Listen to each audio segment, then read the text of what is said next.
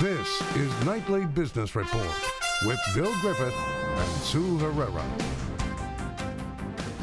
Fifth straight loss. The Dow closes lower as trade tensions linger and the risks to the economy rise. You think you're being tracked? Well, the answer may be yes, even if you turn off your locator on your smartphone. Paying with plastic. As interest rates go up, there are ways to lower high credit card fees. Those stories and more tonight on Nightly Business Report for this Monday, June the 18th. And we do bid you good evening, everybody. Sue is off tonight. You're going to hear the word trade a lot over the next half hour because the standoff between the world's two largest economies continues to weigh on stocks, especially some large cap names with global exposure that make up the Dow Jones Industrial Average. Market uncertainty has been rising, of course, over the past few months because of the trade friction between the U.S. and China. And today, investors were once again cautious, unwilling to take on much risk. The Dow was down more than 200 points for a time today. When all was said and done, it fell 103, fell back below 25,000. The NASDAQ eked out a fractional gain, and the S&P was down 5 points. Bob Pisani has more now on what is pressuring stocks.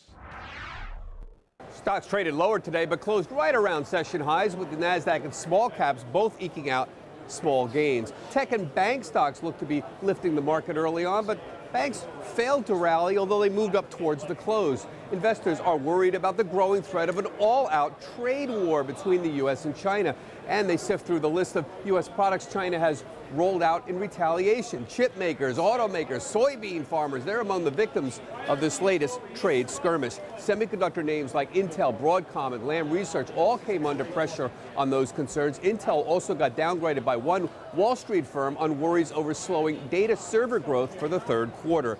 And if you still think trade uncertainty is no big deal, small caps tell a different story. The small cap Russell 2000 index is up about 11%, more than twice what the S&P 500 is up this quarter. Small caps have less exposure to international trade wars than big caps. Finally, one other factor contributing to the weakness could be seasonality. According to the Stock Traders Almanac, the Dow has been down roughly 1% in the week following June's options expiration day, which was on Friday. Remember, that's typically one of the biggest volume days of the year. For Nightly Business Report, I'm Bob Pisani at the New York Stock Exchange. Now, the Commerce Department today announced an investigation into the dumping of steel propane cylinders from China, Taiwan, and Thailand. Just the latest salvo in escalating trade tensions that has many wondering what comes next when it comes to the White House's trade strategy. Kayla Tausche is in Washington for us tonight. Secretary of State Mike Pompeo said the Trump administration's foreign policy, including its tough stance on trade, is in the U.S.'s interest. We do our best to call out unfair economic behavior as well and break down barriers to market entry so that our companies have fair and reciprocal opportunities to sell into markets all around the world. And he minced no words, calling out China for producing excess steel and aluminum and sending it to the U.S. at prices so low it puts U.S. companies out of business. This is predatory economics 101. It's not just China in the White House's crosshairs. Imports from G7 allies, Germany, France, the UK, Italy, Japan, and Canada have all been targeted with tariffs on steel and aluminum. And it's not just metals. The U.S. is investigating auto imports and has lashed out at Canada for unfair dairy subsidies. Business leaders are increasingly concerned President Trump's brinksmanship could backfire. I'm a little worried that once these things are going to get out of control, once, somebody's going to announce something that, then trigger a more serious issue. Pompeo still expects allies to stick by the U.S. once the hard conversations are over. Our relationship is not solely defined by trade, and so I'm very confident that when these trade negotiations are completed, that the historic relationships between the United States and Canada and the United States and our European partners will continue the way they have for now 70-odd years. A series of deadlines approaching will bring trade back to the forefront, beginning with a June 30th deadline for the Treasury Department to slap new investment restrictions on China, potentially increasing tensions even further. For Nightly Business Report, I'm Kayla Tausche in Washington. In fact, a Federal Reserve official said today that business optimism is fading as the trade tensions rise. Atlanta Fed President Raphael Bostic expressed concern that trade barriers will disrupt growth and increase risks to the economic outlook. Others are also starting to wonder about the unforeseen consequences of heightened trade tensions. Steve Leisman picks up that part of the story from here. There is fear that the trade war could escalate and become meaningful in terms of world and global trade. But for right now, the biggest concern is the effect on sentiment and investment, especially that the tariffs could undo the positive effects of the corporate tax cut. Moody's Investor Services writes in a research report, quote, the second order impact of tariff increases would be to dampen currently robust global growth momentum, end quote. Fed officials, including Chairman Jerome Powell, say their contacts in industry are telling them it's causing some to question capital investment already. I wouldn't comment on any particular specific trade actions. I will say that we, of course, have broad contacts among business leaders around the country, and they say that concerns about changes in trade policy are rising, I think it's fair to say, and also that you're beginning to hear reports of companies holding off on making investments and hiring people. In an interview on CNBC, President Trump's top economic advisor, Kevin Hassett, agreed the tariffs could undermine confidence. We are in a period of uncertainty, and that period of uncertainty is visible in some places. You can see it in lumber prices and steel prices and so on. But again, the president's long-run objective is one that I think all economists should share, which is to get, think about all of the barriers in China. Think about the fact that China is stealing more than $100 billion a year worth of our intellectual property. Hassett said strong growth puts the U.S. in a good position, though, to weather that uncertainty. But Daniel Eikenson from the Cato Institute, in a back-of-the-envelope calculation, said if the president follows through on recent threats and imposes additional tariffs on autos and auto parts, the extra profits from the corporate tax cuts, quote, could be entirely wiped out for the manufacturing sector.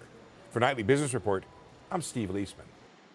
And in addition to the trade tensions, there is another hot-button issue in Washington. That would be immigration. So with markets stumbling here, is Wall Street starting to become more wary of government policy? Joining us tonight to talk about that, Ed Mills is Managing Director and Washington Policy Analyst at Raymond James. Ed, good to see you again. Welcome back. Thank you. Let's face it, all Wall Street cares about is growing the economy and making money. And I guess the fear is that an issue like immigration could distract Washington away from the trade issues as they become more and more contentious here. What do you think? Yeah, or immigration can force Trump to get even more bombastic on trade. I think one of the things that you see here in D.C. is that whenever Trump has a series of bad headline days on any given topic, he does a great job of changing the subject. And so what I think investors are looking at saying, if it gets a little bit too hot on immigration, what subject does he change that to? And the subject that he keeps going back to time and time again right now is trade. And so does he try to really up the pressure on China, Canada, Mexico, other members of the G7 in order to kind of backstep from some of the trade headlines that we have and some of the immigration headlines that we have right now? And let me add another uncertainty to all of this. We had a report out today that showed that Russia cut in half the amount of Treasury securities that it owns between April and May. It went from $96 billion down to $48 billion. That could be a big headache for a lot as we continue to try and add to our growing deficit here. Yeah, I think we always are looking to see who is the incremental buyer of treasuries. One of the things that could be a potential benefit there, though, is that when I talk to investors, probably one of their biggest concerns is kind of the yield curve, the long end of the curve, kind of what's happening at the 10-year and beyond. With the Fed raising interest rates, they are concerned that we'd get an inverted yield curve, which would signal a potential recession, which has been historically bad for stocks. If you don't have other central banks buying or other large countries buying and possibly selling some of those treasuries, you won't have the yield curve inversion that many investors fear. So I'd put that maybe in the it might be okay camp. On the other hand, and I'll play devil's advocate here, it could be argued that if you're going to start a trade war, now is the time to do it when the economy is as strong as it is. The time not to do that is when we are struggling economically. I think you're using Trump's talking point right there, because I think what you see with Trump is that he feels that the United States has always been counted on as being the most rational actor in any negotiations, and many countries and other counterparties have used that against the United States. And that he believes that he has to kind of, A, go with an America First strategy, then disrupt the status quo, try to threaten the worst case scenario, and try to get the other side to finally negotiate with the United States, where they've been able to kind of slow walk the United States in the past. And so with the stock market at all-time highs and with unemployment low and kind of generally good sentiment with the economy and with a tax cut right in our rearview mirror, that he thinks this is the time to fight. And the fact that the market hasn't really connected, this gives Trump the kind of enthusiasm or kind of extra emphasis on trying to hit back and hit back harder now, seeing if he can get a deal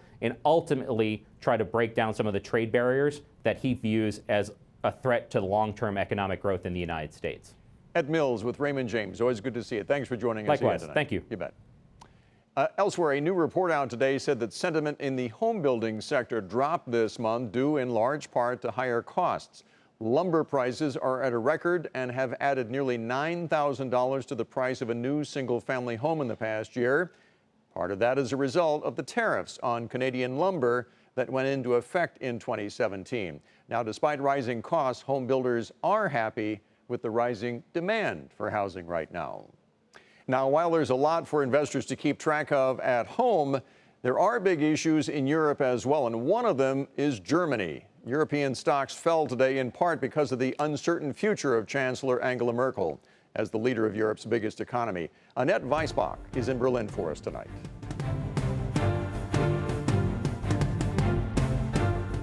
Angela Merkel, the Chancellor of Germany, is facing probably worst political crisis in her very long career. At the core of the problem is the question which refugees should be allowed into Germany and which refugees should be directly rejected at the border. The sister party of Angela Merkel's party, which comes from Bavaria and the south of Germany, is very adamant about the fact that those people who have registered elsewhere in the European Union should directly be rejected. Angela Merkel, famous for her open door policy, at the same time says we need to have a European solution. For now, it looks that a compromise is very hard to reach because both parties have been vocal about their positions. But one thing is clear, everybody here in Berlin knows that this crisis could topple the government. This is Annette Weisbach for Nightly Business Report in Berlin, Germany. Time to take a look now at some of today's upgrades and downgrades. Certainly a lot of talk today about that downgrade of Disney to sell from hold at Pivotal Research. The analyst is concerned that the battle for Fox's assets has placed Disney in an unwinnable situation. You either take on too much debt to win the deal or you lose some valuable assets if there is no deal. The price target now $93. The Dow component fell 1.5% today to 107.06. And earlier in the program, Bob mentioned the Intel downgrade. Here are some more details on that. The Dow Components rating was cut to underperform from market perform at Northland Capital. The analyst now expects Intel's data center sales growth to slow starting in the third quarter. So the price target is now $45, and the stock fell more than 3% on the news today to $53.22. Yet another Dow component, this time Chevron, was upgraded to outperform from market perform at Raymond James. The analyst there says the company is better positioned than its peers to benefit from higher oil prices. Price target now $140, and Chevron stock rose 1.5% to $125.97. Meanwhile, BlackRock was upgraded to buy from neutral at Citi. The analyst says that BlackRock is well positioned in a changing industry and far ahead of its key peers in technology. Price target $610. That stock rose a fraction to $527.54. Still ahead, is your smartphone tracking your every move even when the tracker is turned off?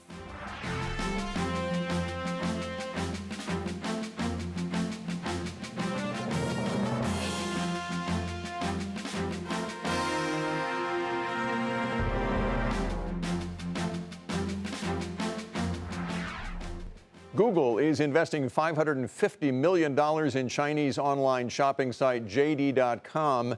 This move ramps up its rivalry with Amazon, while at the same time giving it a bigger foothold in China. And the deal could also help Google increase its advertising revenue. For JD.com, the agreement allows it to start selling products on Google Shopping. Speaking of which, the investment from Google comes on what turned out to be an historic day for JD.com. Company saw record sales during its mid-year shopping festival. Eunice Yoon has more tonight from Beijing.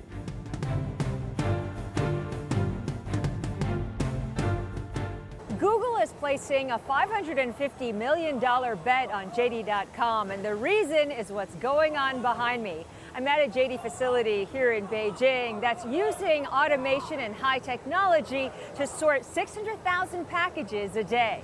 Now, this is an especially busy time because it's a big shopping holiday in China, 6/18. This year, the company broke last year's record, clocking a 40% increase in sales to $24.7 billion, mainly due to strong demand for fresh food and smart electronics. The Google investment is potentially an interesting partnership for both companies.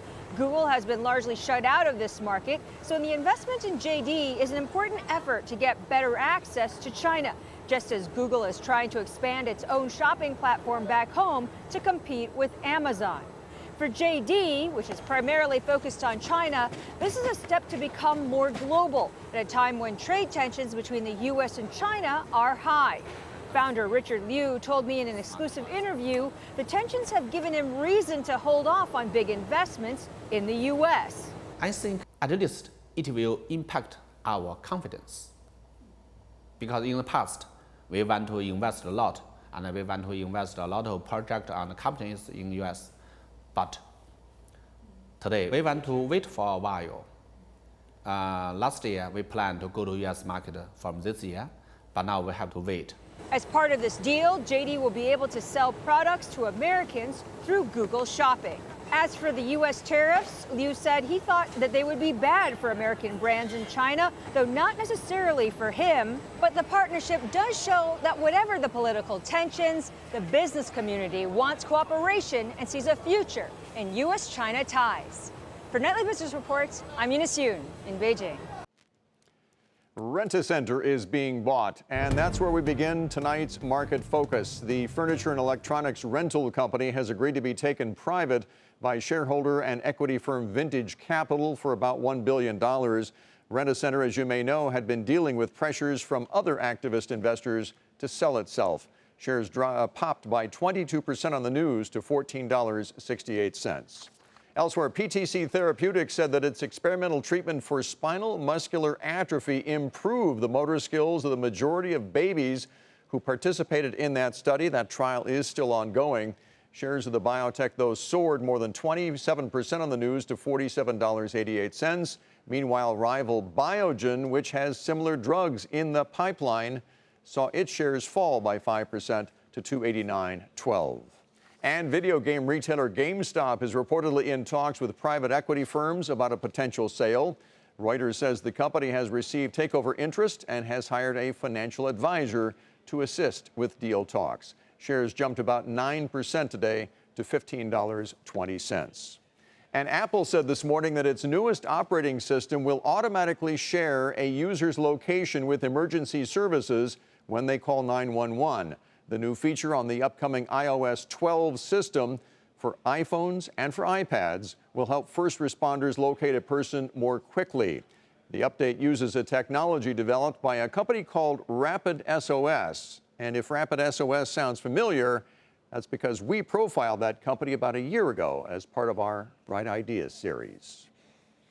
Speaking of which, we all assume that turning off the GPS locator on our electronic device prevents someone from being able to track us, right? Well, not according to researchers at Northeastern University, who say that they were able to track users as they drove through different cities around the world with the locator turned off. Andrea Day reports. The person started at Spruce Street and they ended at BJ's Wholesale. So that was pretty accurate. It's very accurate. It's someone driving through Boston that Shashank Narain and a team at Northeastern University tracked down. It was just a test. Narain is a recent doctoral graduate. Secretly, I am finding the location. But get this, he says they were able to find almost every twist and turn, even though the driver had his phone location turned off. Would the user have any idea? No idea at all. It's called a side channel attack because it targets sensors in your device that weren't designed to provide location. Like the accelerometer, it measures how fast the phone is moving, the gyroscope that tracks rotation, and the magnetometer, which works like a digital compass. Guevara Newbeer is a professor at Northeastern. People don't really realize that their mobile phone, with access to all these sensors, is in some sense potentially like the best spying device you can imagine. And he says combining readings from the sensors could arm bad guys with secret info. As they become more and more accurate, this may become a primary means of invading users' privacy. They tested it out in cities from New York to London and say it works best in places like Boston, where streets aren't set up like a grid. If you were to travel the same path every day, we have extremely high probability to guess where you live, where you work. He says hackers could access your device through a malicious app, like this simple flashlight the researchers created. You need to have an app installed on the phone, but once that is done, all the other process is automatic. And he says some apps may have complete access to some of the sensors in your device without asking for permission. As long as you have your phone switched on and the app is already installed on your phone, this would record your information. The team used Android devices for the study, but say it would also work on the iPhone because permissions for the sensors are similar. Apple declined to comment. Google tells us its latest operating system, quote, restricts access to sensors such as accelerometers and gyroscopes, and smartphone sensors do not directly provide user location data. And this research highlights just how difficult it would be to use these sensors for location tracking. Is there currently a way for users to turn all these sensors off? Unfortunately, there's nothing. The team is now searching for a solution. Meantime, the best way to protect yourself is only download apps from Google and Apple's official stores, and always keep your operating system up to date. For Nightly Business Report, I'm Andrea Day. Wonder if that works on my BlackBerry. Coming up, the secret to lower credit card rates and fees.